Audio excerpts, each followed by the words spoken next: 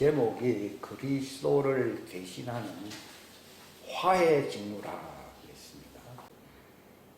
예수님께서 바로 요한 1서 2장에서 그분 자신이 화해의 헌물이시라 그랬습니다. 그분을 중보자라고 일컫는 이유는 그분이 하나님과 사람 사이의 화해를 화목이라고 번역을 하기도 합니다. 화목을 이루시는 분으로서 그가 화목 제물이 되심으로써 지금도 하나님 우편 보좌에서 우리를 위하여 중보와 강구하시는 분이시라고 로마서 8장에 기록되어 있습니다. 예수님은 하나님 앞에서 우리를 변호해 주시고 중보해 주시고 화해시키시는 그 역할을 하시는 분이라고 우리가 알고 있습니다. 사도행전 10장 36절에서 하나님께서 이스라엘 자손에게 보내신 말씀이 뭐냐 하면은 예수 그리스도로 말미암아 화평을 선포하는 것이다 라고 말했습니다. 복음의 그 놀라운 시작이 로마서 3장 중반부부터 시작이 되는데 예수님의 피 안에 있는 믿음이에요. 원래 피를 믿는다고 자꾸 있는데 피 안에 있는 말씀입니다. 말씀, 믿음은 곧 말씀이고 그것은 생명수, 예수님의 피가 생명수거든요. 그 생명수의 말씀을 통해서 우리를 화해시키는 분으로 하나님이 계시했다는 거예요. 그러므로서 그 피가 우리의 과거의 죄들을 사면함으로써 자녀들에게는 육체 안에서 자신의 의를 드러내시는 분이시고 종들에게는 마지막 때에 그들을 새롭게 만드시는 흰옷을 입음으로써 그들을 의롭게 만드시는 분이라고 바울은 그분을 소개할 때에 말했습니다. 이사야 60장에도 종들도 마지막에는 다 의롭게 된다라고 기록된 걸로 알고 있습니다. 이 본문 말씀을 중심으로 해서 이 화해 사역이 예수님으로만 국한된 것이 아니라는 사실입니다. 예수님은 내가 곧 길이고 그 진리고 생명이라고 한 것처럼 어떤 화해 사역의 그 뿌리와도 같고 기둥과 같은 그 역할을 하신 분이시고 실제적으로 개인 거마지막 때까지 복음의 화해 사역 복음 자체가 하나님과 죄인들을 화해케 하는 거예요. 하나님의 자녀라 할지라도 율법하에 있을 때는 죄인이거든요. 그들을 바로 예수님께서 계시해 주시는 말씀을 통해서 죄가 사함받음과 아울러서 놀라운 것은요, 화해 사역자가 될 수 있는 길을 열어놓으셨다는 것이에요. 그런데 대부분 많은 사람들이 이 사실을 모릅니다. 그러니까 지금도 뭐 마리아가 마리아요. 그러니까 마리아로 어떻게든지 뭐 화해가 되든지 뭐 어떻게 구원을 받든지 이게 엉뚱하게 이게 하나님 말씀을 효력 없게 만드는 미혹해 하는 거짓 선지자의 역사를 하고 있어요. 그 정도 수준은 아니라고 할지라도 교회가 예수님의 이 화해 사역이 이 땅에 어떻게 진행되고 있는지를 잘 모릅니다. 그러니까 사람들이 방황할 수밖에 없고 좌절과 그 어려움을 당할 수밖에 없는 그 이유이기도 하는 것입니다. 그러니까 보십시오. 예수님은 하나님과 어떤 면에서 하나님과 우리 사이의 화해 사역을 완성하신 분이십니다. 근데 문제는 그걸로 끝나는 게 아니라 실제적으로 구체적으로 예수님의 핏부림을 받음으로 성령이 임하게 되는 것이거든요. 이게 하나님의 자녀들이에요. 그렇게 하신 것은요, 종들과 예수님 사이에서 중보자로서의 이 화해 사역을 하게 하려고 하나님의 자녀들을 부르신 것이에요. 다시 얘기합니다. 이거 기독교의 초보입니다. 이거는요. 예수님은 하나님과 아버지와 바로 하나님의 자녀들, 그들은 다 육체 안에서 다 흑암 안에 있었거든요. 율법 안에 있었단 말입니다. 그들에게 이 생명의 빛을 주셔 말씀을 깨닫게 하심으로써 화해가 된 자들, 하나님의 자녀로서의 그 본래의 신분, 정체성이 드러난 거예요. 그러니까 내가 옛날에는 죄인이었는데 예수님 때문에 의인 된 게 아니고, 죄인인지 의인인지 뭐 그런 것에 대해서는 별로 모르고 또 알려주는 말에 의하면 또 내가 육신적인 죄를 많이 짓기 때문에 죄인이라고 생각을 하고 있었거든요. 그러니까 바울이 내가 악인처럼 보인 것은 악인들을 구원하려 한다는 말도요, 그것도 중보사역이거든요. 근데 우리는 내 자신이 이렇게 훌륭하고 내 자신이 이렇게 위대하다 이렇게 얘기하게 되면 우리는 중보사역을 할 수가 없어요. 예수님도 나는 만왕의 왕으로 나는 통치자다 하면은 그분은 중보자로서 화해시키고 구원할 수가 없습니다. 죄가 없으신 그분이 우리를 대신하여 죄인과 같은 모습이 된 것은 바로 바울이 내가 악인의 모습까지 된 거, 율법이 없는 자가 아닌데 율법 없는 자처럼 된 것은 화해 사역을 함으로 그들을 구원코자 함이라고 나와 있어요. 그러니까 보십시오. 바울은 과거의 행적을 보건대 자기를 가리켜서 괴수죄인이라고 한 이유는요, 자기의 신분을 모를 뿐만이 아니고 거짓 선지자와 같이 이 하나님의 말씀을, 이 화해케 하는 하나님의 말씀을 전혀 이해하지 못하고 복음 사역자들을 도리어 핍박하고 방해했기 때문에 자기가 괴수죄인이라고 얘기를 한 거예요. 그러니까 제가 말씀드리는 것은요, 보십시오. 내가 하나님의 자녀인지 구원받아야 할 종, 죄인인지 어떻게 구별되는가 하면은 바로 예수님과 같은 화해 사역을 효력 있게 하고 있으면은 하나님의 자녀예요. 왜냐하면 죄인들은 결단코 의롭게 된 자들로서 화해 사역을 할 수 없기 때문에 죄인이라 부르는 것이고, 그들이 언제 의롭게 되느냐? 마지막 주님이 광야에서 지상 재림할 때에 그들에게 흰옷을 입히며 나와 함께 다닐 것이다. 사대교회에게 말하기를 합당한 자들이 있으니 그들은 흰옷을 입을 것이요 그들은 나와 함께 다닐 것이니 이들은 이제 합당한 자가 되었기 때문이다, 이렇게 말을 하고 있어요. 또 광야에서 저 흰옷을 입고 오는 저 사람들이 누굽니까 하니까 그들은 자기 옷을 예수님의 피로써 씻어서 깨끗하게 한 자들이다라고 예수님이 말했습니다. 그러므로 그들이 합당한 자가 되었기 때문에 새 예루살렘 성 보좌 앞에서 하나님을 향하여 놀라운 찬양을 하게 되었다라고 계시록 7장 후반부와 14장 초반부에 기록이 되어 있잖아요. 15장에도 있고요. 그러니까 보십시오. 종들은 광야에서 마지막 지상재림하기 전에 그들이 생기를 받아서 의롭게 되기 때문에 이 땅에서는 화해 사역을 하지 못합니다. 화해 사역을 하는 게 아니라 그들은 화해가 될 수 있는 준비를 하는 회개를 해야 되는 것이에요. 그런데 많은 사람들이, 죄인들이 뭘 저렇게 갑자기 의롭게 되었는지 나는 세상을 향하여 이렇게 정의를 외치리라, 이제 이런 분들이 많이 나오거든요. 그것은 세상의 사람의 정의로운 일은 하는지 모르지만은 하나님의 의를 성취하는 이 화해 사역을 할 수가 없어요. 그러니까 이 화해 사역은 의롭게 된 하나님의 자녀들, 예수님의 형상으로 완전히 변화된 자들에게 맡기는 것입니다. 그러니까 예수님이 아버지가 나를 보낸 것처럼 자기 제자들을 두고 한 말입니다. 이제 성령을 받아라. 성령을 왜 받게 합니까?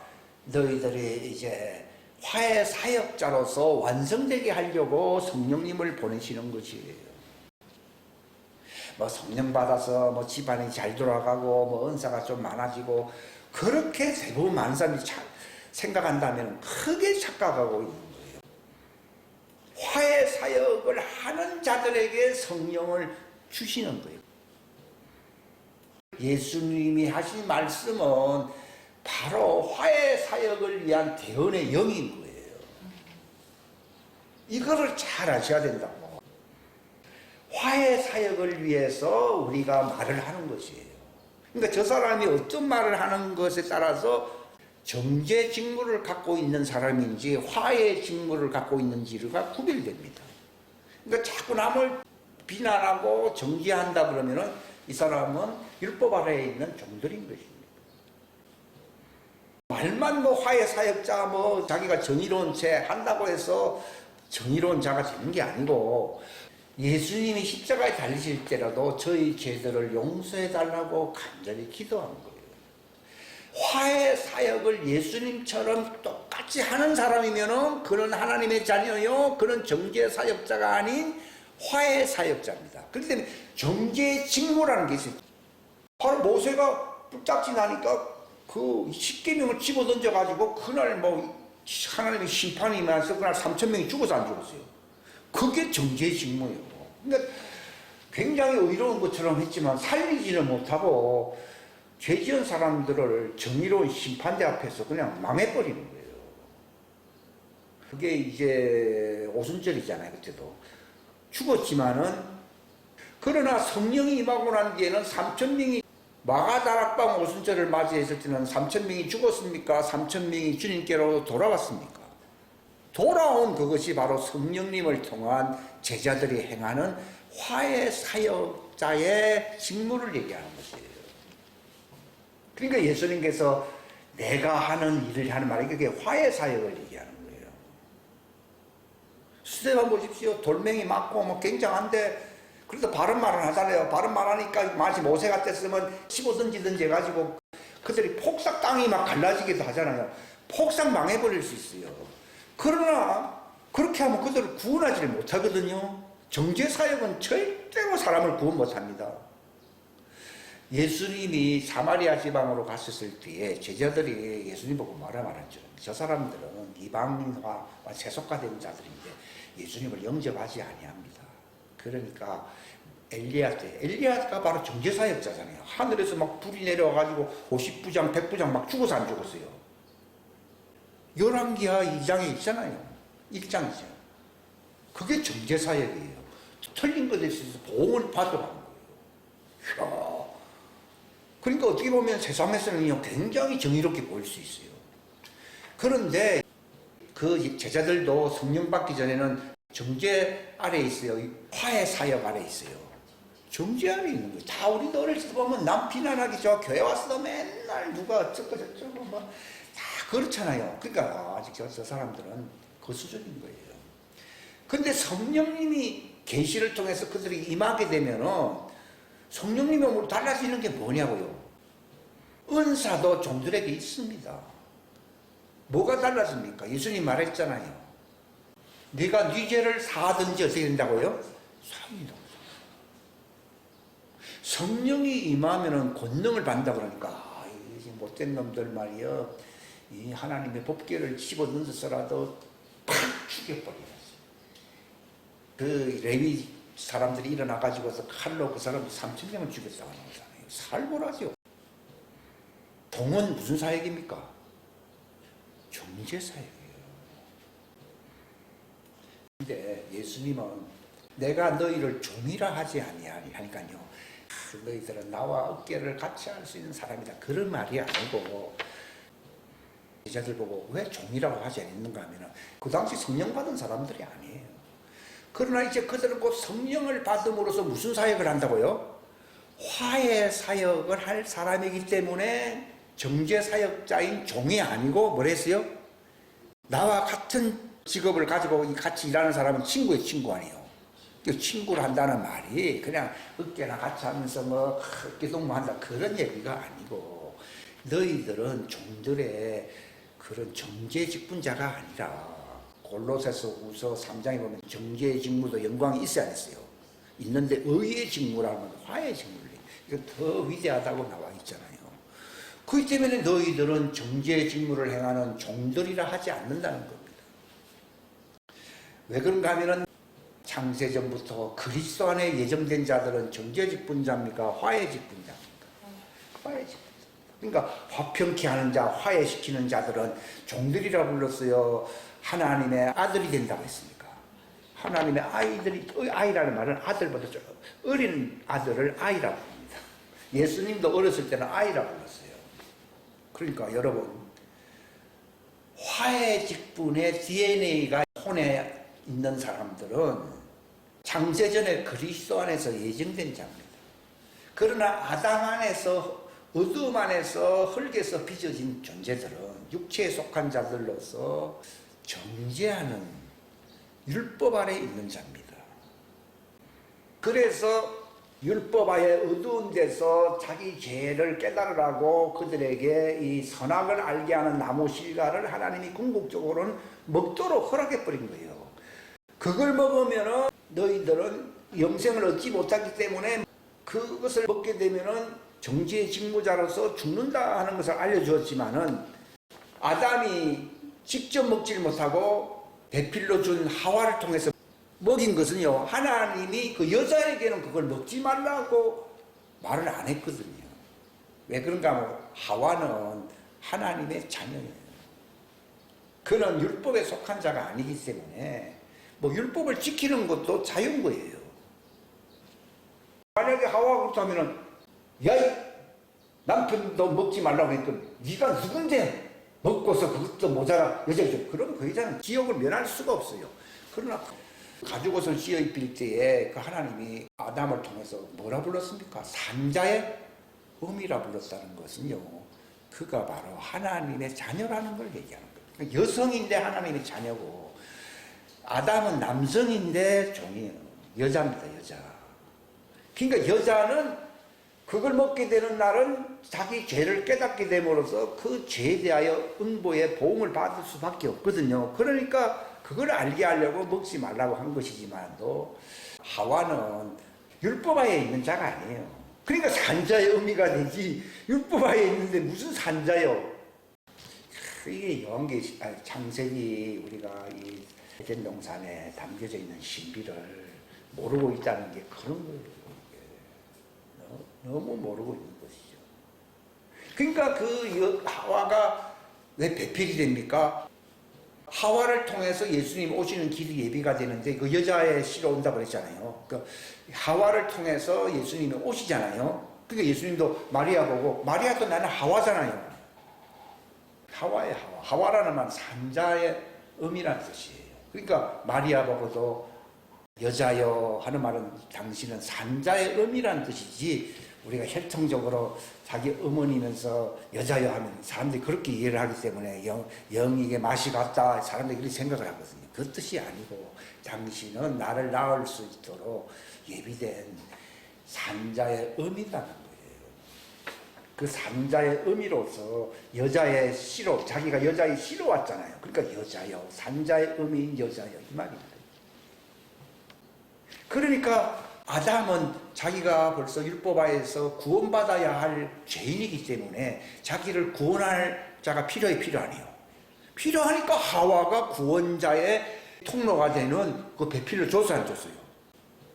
그래 준 거예요. 아담을 율법하에서 구원해야 할 구원자, 산자의 의미로서 줘서 안 줬어요. 준 거예요.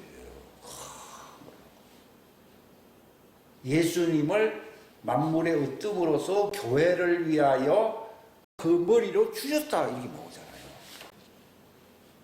우리가 생각할 때는요, 아담이 굉장히 위대한 자처럼 여기지만 아담은 종이고 하나님의 일을 알고 있는 이 하와를 통해서 배필이라는 구원자를 구원해야 배필이 되는 것이지, 살려주지 못한다면 뭐 그게 배필이 됩니까? 예수님도 내가 너희 친구라고 얘기해. 배필이라는 얘기잖아요.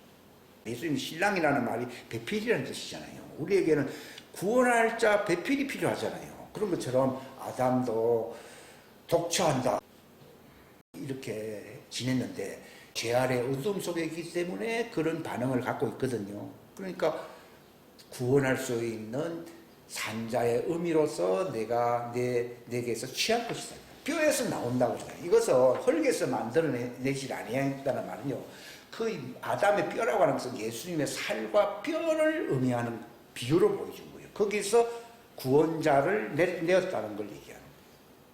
그러니까 이 화해 사역이라는 말은 그저 뭐 배고플 때 뭐 떡 주고 목마를 때 음료수를 준다 그런 뜻이 아니고, 예수님이 그랬잖아요.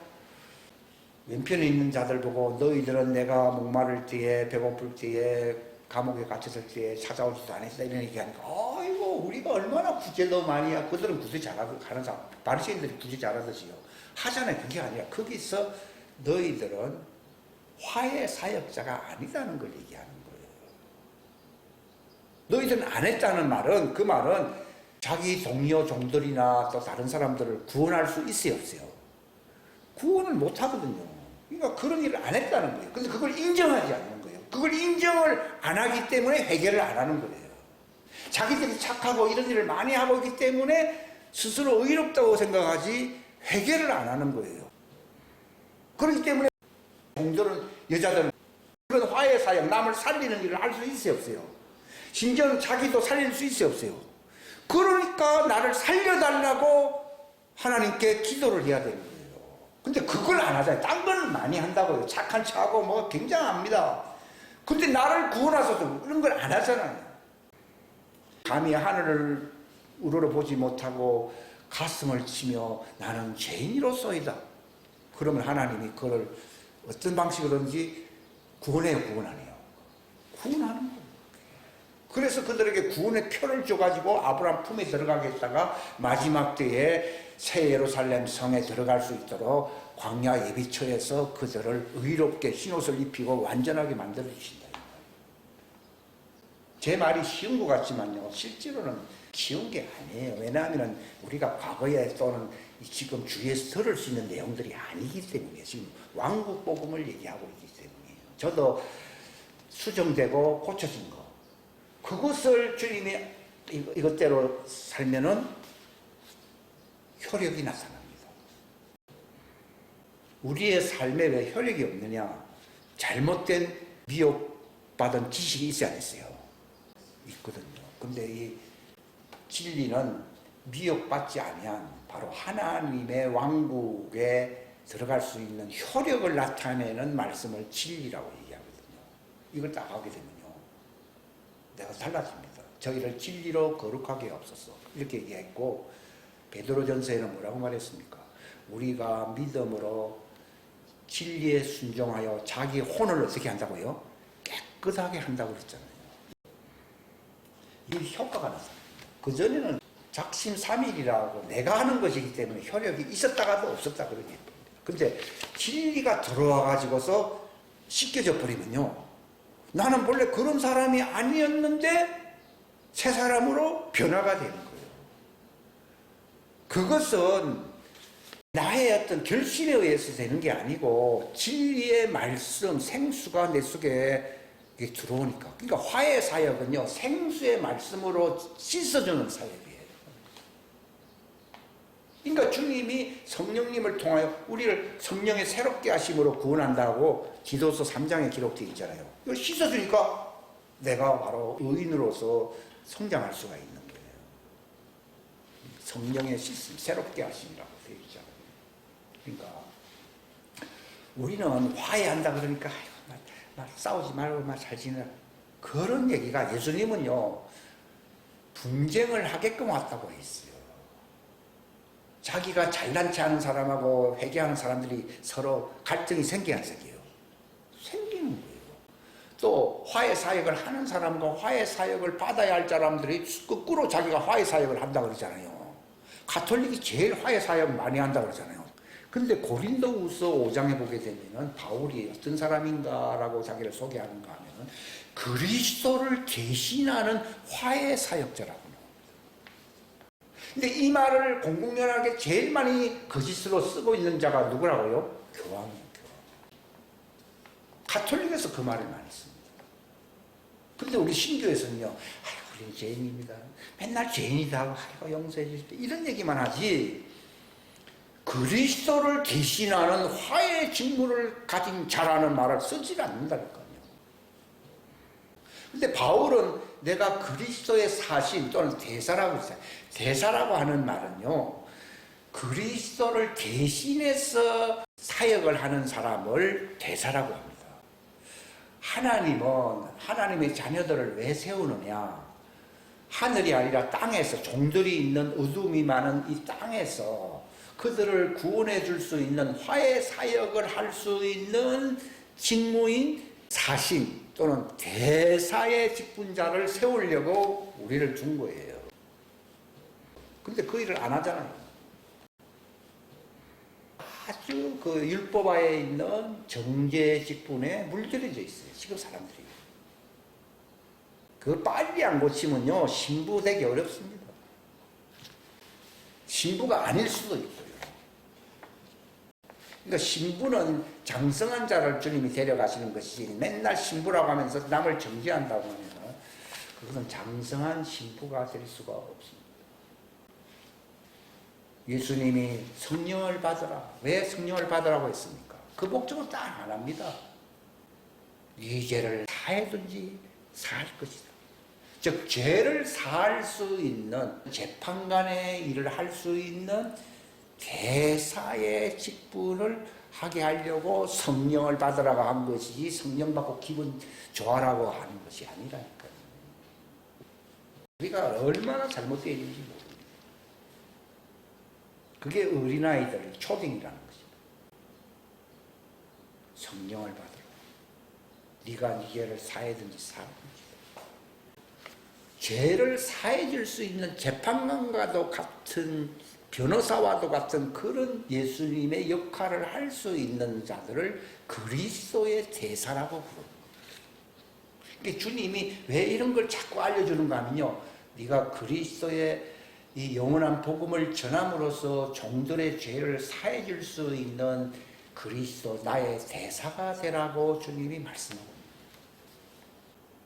바로 예수님은 누구를 그리스도의 대사로 종들의 죄를 사해 줄 수 있는 그런 화해 직무자로 보낼까요? 가장 예수님을 닮은 사람들입니다. 그 직무를 바울이 맡았다고 얘기하잖아요. 이 일을 할 수밖에 없는 것은 내가 직무를 맡았다고 할 때 그게 바로 화해 직무자이기 때문에 자기는 정죄 안 하는 거예요. 예수님도 얼마든지 다른 사람, 나쁜 사람 정죄할 수 있죠. 그러나 여자가 왔을 때 돌멩이를 치시오 그러니까 예수님이 딱 보면 죄인인 거 알잖아요. 그런데 예수님은 정죄하지 않는다고 그랬어요. 그 말은 나는 이 땅에 온 것은 정죄하려고, 심판하려고 왔다 했어요. 구원하려고 왔다 했어요. 구원하려면 화해시켜야 되거든요. 그러니까 화해 직무자로서 왔다 그 말입니다. 이것은 아버지가 그렇게 보냈기 때문에 예수님 마음하고 상관없습니다. 내가 세상에 온 것은 정죄하려 함이 아니라 나를 보내신 그분께서 저들을 구원하려고 보냈다고 그러잖아요. 그게 바로 화해 사역자로 자기를 보낸 것처럼 이제 세상 끝날까지 너희가 내가 하던 일을 다 해야 돼. 그게 왕국 복음입니다. 왜냐하면 정죄 사역을 하면은 지옥에 들어갈 자들이 많아지는 것이지 하나님의 왕국으로 구원받을 사람들에게는 효과가 없습니다. 정죄만 하면요. 그래서 지옥에 가지 않게 하고 어떻게든지 하나님 왕국 안으로 들어오게 하는 화해 사역을 하게 하려고 예수님께서 자기 제자들을 세운 겁니다. 즉 대사로 세우는 거예요. 교회 나오는 사람들은 자기가 아담의 후예로서 어둠에 있기 때문에 자기는 의론치 하면서 남을 정죄하는 사람들이 많을지라도 그런 사람들의 생각을 고치게 하고 그들을 회개케 하여 어떻게든지 예수님처럼 하나님과 화해를 시켜서 왕국 안으로 들어오게끔 내가 돌멩이를 맞아 죽는 한이 있어도 저들의 죄를 용서해달라고 할 만한 그런 실력이 있냐고. 이게 능력이에요, 능력. 자기가 얻어맞고서도 죄를 보지 아니하고 화해시킬 수 있는 저들을 용서해달라고 기도할 수 있는 그게 능력이라는 것이지, 성령이 임하면 권능을 받는다는 말이 무슨 은사가 나타나서 하늘에서 불 떨어지고 하는 그런 게 아니라 그건 정죄사역자예요. 돌멩이를 얻어 터지더라도 자기를 보낸 것은 화해사역자로서 그들의 죄를 용서해달라고 간곡히 기도할 때에 바울이 뒤집어져 버렸잖아요. 그가 가다가 완전히 빛을 보고서 나다빠졌잖아요. 네가 왜 나를 핍박하느냐. 그런 화해 사역자로서의 권능을 갖고 있느냐가 성령 받은 권능을 가진 사람이에요. 어떤 사람이 지붕을 깨고서 병자를 심상체로 내려오니까 지금 때가 어느인데 누가 구멍을 뚫어내. 이 사람은 정죄를 수근수근 많이 했잖아요. 그게 바로 스스로 정죄 사역자인 거예요. 근데 예수님은 그 말 한마디 안 하고 소자여 안심하라 내 죄사함을 받았느니라. 이게 평안을 비는 무슨 사역자라고요? 화해 사역. 이거 어렵겠어 쉽겠어요? 그러니까 이 화해 사역자가 권능 받지 않고서는 할 수 있어요 없어요? 할 수 없어요. 때리는 사역은요 권능 안 받아도 해요 안 해요? 해요. 자기를 절제하고 그들이 구원받을 수 있는 화해 사역은 자기 힘으로 됩니까? 성령의 능력으로만 됩니까? 그게 성령의 권능인 것이지. 오늘날에는 뭐 알아맞히고 말이요 이거는 화해 사역이 아니에요. 자기가 스스로 정의로운 체하며 하나님의 아들이라고 자랑하는 것 말로 되는 게 아니라 스데반처럼 돌에 쳐맞아 가면서도 저들의 죄를 용서해 주시옵소서 간절히 기도하니까 그 중보사역자이기 때문에 딱 예수님 우편에서 일어나셔가지고서 딱 자기와 같은 중보사역자를 바라보지 않아요. 똑같은 일을 하고 있으니까 주 예수님께서 우편보좌에 서 계신다, 앉아 계신 분인데 서 계신다 하고 딱 얘기하잖아요. 그게 화해 사역자면은 예수님이 경의를 표합니다. 그는 나의 친구의 친구 아니요. 친구예요. 제자들이 예수님과 함께 사마리아 지방을 지나갈 때에 엘리야 시대처럼 하늘에서 불이 떨어져서 망하게 하는 것은 화해 사역입니까? 정죄 사역입니까? 정죄 사역이에요. 근데 예수님이 뭐라 했습니까? 너희들이 어떤 영에 속했는지를 구별 못하구나 그랬거든요. 그게 무슨 말입니까? 정죄의 영이 있고 화해의 영이 따로 있어야 했어요. 화해의 영은 하나님의 아들이에요. 정죄의 영은 율법의 권능이에요. 사망에 쏘는 것은 죄요, 죄의 권능은 율법이래잖아요. 그러니까 율법과 복음을 구별 못한다는 걸 얘기합니다. 근데 오늘날은 우리는 복음 하면서 정죄 많이 해야 해요. 그건 그거 거짓말인 거예요. 형제를 미워하면은 그것은 진리 안에서 거짓말이요, 참말이요. 거짓말. 그러니까 예수님이 너희들은 두 영의 차이를 모르는 거야. 이것도 개혁성경이 없어요. 누가복음 9장에 있었지. 너희들이 어떤 영에 속했는지를 모르는데 너희들이 어떤 영에 속해 있습니까? 정죄의 영에 속해 있는 거예요. 그런데 예수님은 어느 영에 속해 있어요? 복음의 영, 살려주는 영. 성령은 비난하는 영입니까? 살려주는 영입니까? 살려주는 영이에요. 첫사람 아담은 정죄의 영 아래서 아담이 된 자지만 또 예수님은 그들을 살려주는 영이라고 되어 있잖아요. 참 놀라운 얘기예요, 이게. 그러니까 가르쳐 줘야 되잖아요. 너희들은 어떤 영, 두 영이 있다는. 만약에 한 영이라 그러면요, 뭐 어떤 영에 속해 있는지 그런 말 할 필요 없어요. 근데 너희들이 어떤 영에 속해 있는지를 모르는 거야. 정죄의 영에 속해 있구나. 지금. 너희들은 본래 어디에 속해 있어야 됩니까? 화해의 영에 속해 있어야 됩니다. 그러니까 예수님이 하신 말씀이니까 나는 세상을 멸하려고 온 게 아니고 뭐랬습니까? 구원하려고 왔다. 그게 무슨 영이에요? 화해케 하는 영이에요. 근데 우리 태도는요, 오랫동안 교회 다니면서 이상한 걸 많이 봐서 그런지 이게 물들어진데 예수님은 그걸 네가 고치면은 너는 나의 친구가 될 수 있다고 말씀하시는 거예요. 그래서 제가 이 말씀을 전하는 거예요. 그러니까 왜 우리가 그리스도를 대신할 수 있는 화해 사역자가 되지 못해요? 비난을 하는 거라. 맞는 말은 맞는데 비난을 해버려요. 근데 바울은 율법도 안 지키나 이렇게 그러면 그 사람 구원 못해요. 그 율법 없는 사람에게 나는 율법 없는 사람처럼, 악인들에게 난 악인처럼. 완전히 자기 의의가 없잖아요. 화해 사역자로서의 직무만 하는 거예요.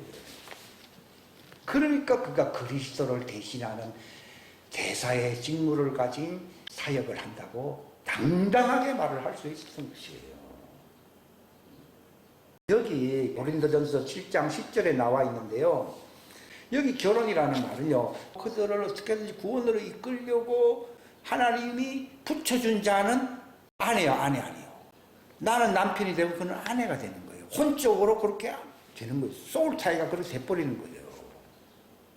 근데 아무나 그렇게 하면 안 되고, 하나님이 붙여준 사람은 남편이고 그에게 붙여진 자는 아내인 거예요.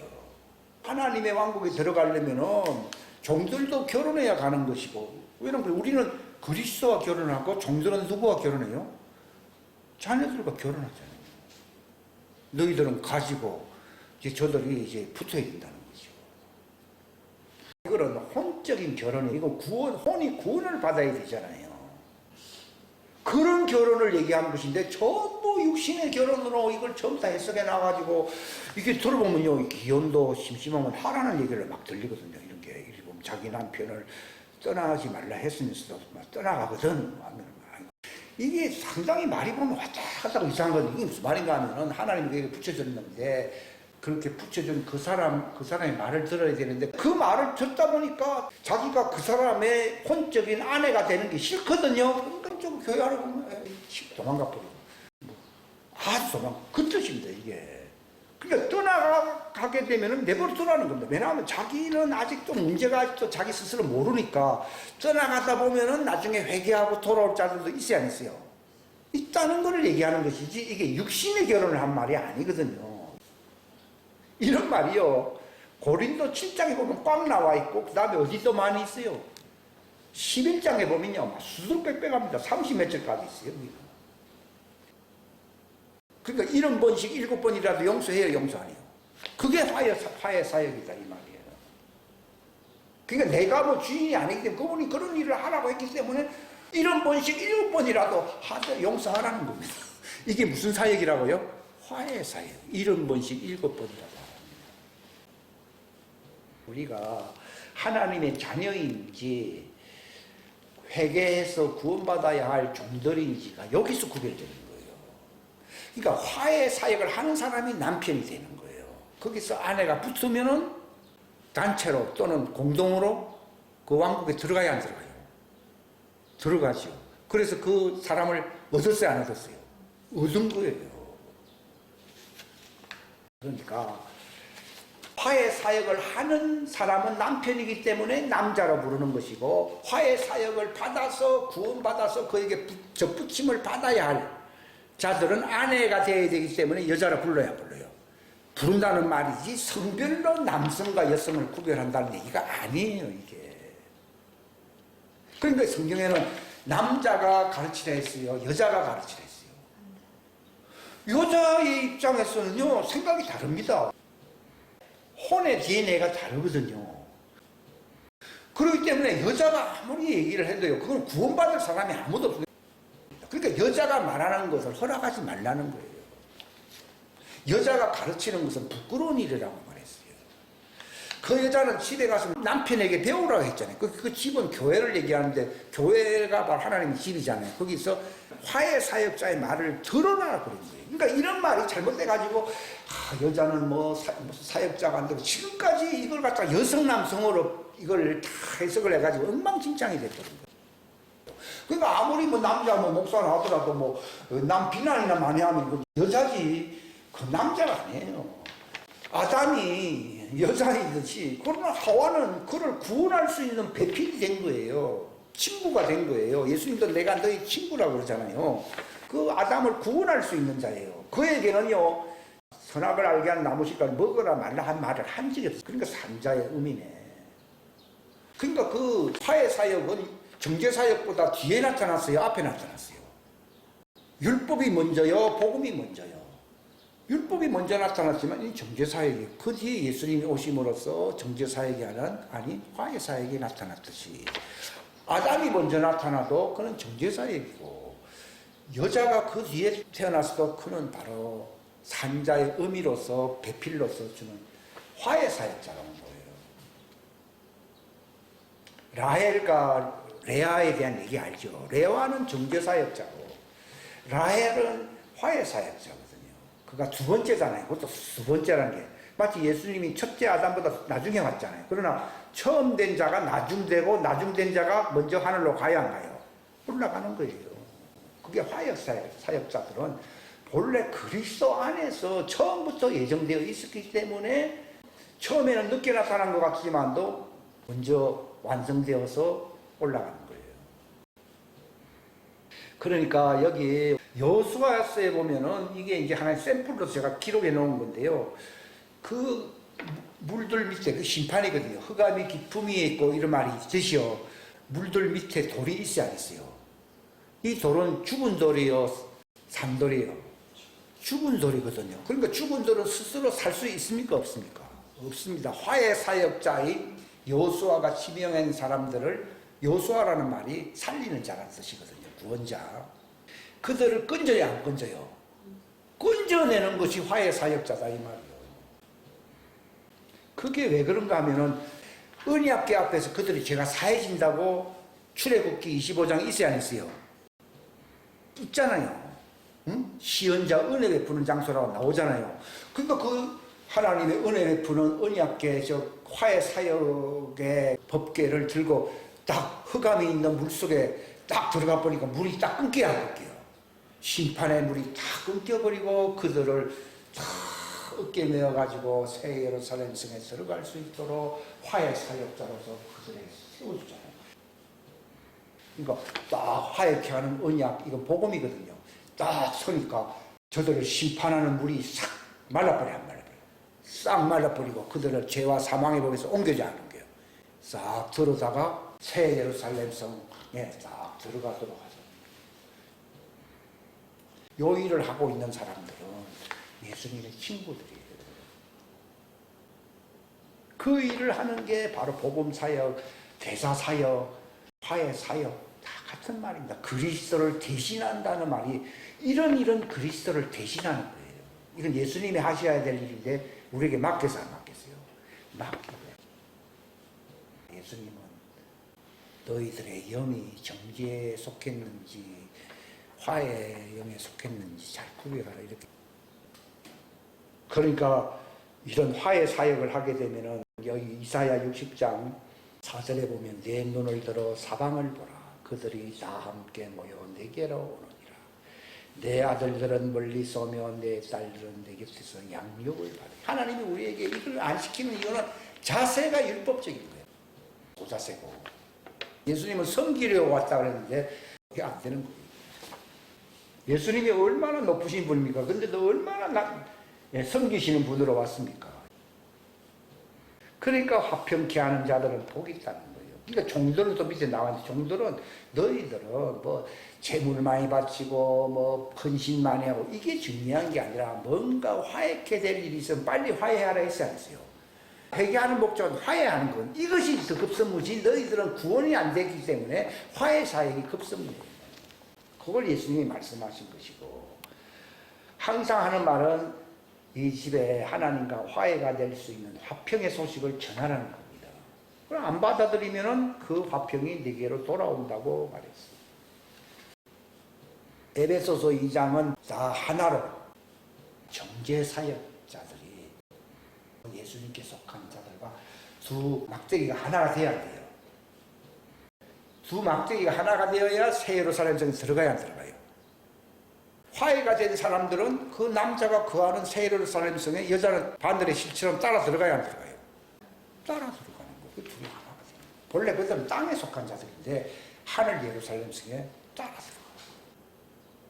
남자가 있는 곳에 시집을 가게 된 거예요. 이런 일이 나타난다. 이게 둘이 하나가 된다는 말. 이게 종들과 하나님의 아들이 예수님 화해 사역으로 하나가 돼야 돼요. 하나가 된다는 말을 예수님이 직접 가르쳐 줬어요. 요한복음 17장 20절 다 같이 시작. 내가 이 사람들만, 이건 제자들이거든, 화해 사역자인 이 사람들만을 위해 기도하지 아니하고 그들의 말로 인하여 나를 믿는 자들이 누굽니까? 그들이 바로 정죄 아래에 있는 죄인이요, 죄인 아니요. 죄인들이 믿을 거 아니에요. 그러면 그 따로따로 한 데에서 그들이 다 하나가 된다고 그랬습니까? 하나. 21절 다 같이 시작. 이것은 그들이 다 하나가 되게 하려 함이니이다. 아버지여, 아버지께서 내 안에, 내가 아버지 안에 있는 것 같이 그들도 우리 안에서 하나가 되게 하사 아버지께서 나를 보내신 것을 세상이 믿게 하소서. 그러니까 세상에 속한 사람들이 예수님 화해 말씀을 들으면은 그들이 전하는 자는 남편이 되고 받은 사람은 아내가 될 거 아니에요. 그래서 하나가 돼요. 그러니까 같은 예루살렘 성에 같이 사는 거예요. 그럼 나는 어떻게 살게 됐냐? 예수님과 하나가 되니까 같이 살듯이 종들도 그들의 말을 통해서 아내로서 하나가 돼야 돼요. 하나가 되니까 그들은 좌편에 서 있게 되는 거예요. 그러니까 예수님 오른편에 있고 왼편 다 하나가 되는 거예요. 24장로가 하나지 그게 뭐 둘입니까? 하나가 되게 한다. 이 신비 아닙니까? 화해 사역자와 정죄 사역자가 하나가 된다는 것을 얘기하는 것이, 이게 화해 사역자는 남편이 되고 정죄하에 있는 사람들은 아내가 된다는 걸, 그 에베소서에 보게 되면 남편들아 아내를 사랑하라, 또 아내들은 남편을 공경하라. 근데 남편 된 자들아 아내를 사랑하라 그러니까요, 말이야 참 좋은 얘기지만 싸우지나 말아라. 남편을 그리스도께서 사랑한 것처럼 용서하고 사랑하는, 말이야 참 좋은데 저기 몇 달 갈는지 잘 모르겠다 하는 생각을 옛날부터 많이 했어요. 근데 그 말이 아니고, 정죄 사역자는 지혜와 총명의 영이 없어요. 다섯은 슬기롭고 다섯은 어리석어요. 그러니까 여자가 슬기로운 이 화해 사역자 예수님의 형상인 신부들을 사랑하라는 거예요. 공경하라는 거예요. 그 뜻이에요, 이게. 그러면 그 말을 들으니까 떠나야 안 떠나요? 여자가 잘난 체 부리면 남편 떠나야 안 떠나요? 떠나버리잖아요. 그러니까 너희들은 이 남편의 말을 들어야 살아야 살아요. 살기 때문에 존경하고 복종하라는 말이지, 이게 남존 여비사상 그런 얘기가 아닙니다. 기도하겠습니다. 하나님 아버지 감사합니다. 귀한 시간 허락해 주셔서 감사합니다. 성경은 개인의 사정, 성별, 시대 상황을 설명하기 위해서 온 것이 아니라 하나님의 변치 아니할 영원한 그 왕국의 신비를 알려주고자 우리에게 성령님을 통하여 이 말씀들을 비유로 또는 생명으로 우리에게 주셨나이다. 하나님, 우리로 하여금 이 말씀들을 확실히 알게 하사 예수님의 친구가 되는 길이 무엇이며 우리가 어떤 사람이 되기를 주님이 원하시는지 자기의 정체성을 분명히 깨달을 수 있는 시간이 될 수 있도록 도와주옵소서.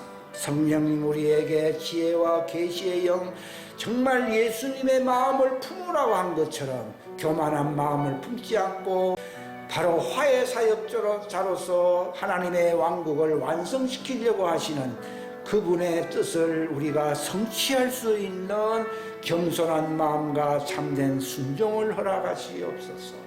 우리로 하여금 그리스도와 같은 완전한 자로 이 화해 대사로서의 직분에 손상이 가지 않는 자들로 세워지게 하여 주시옵소서. 감사하고 예수님의 이름 받들어 간절히 기도하옵나이다.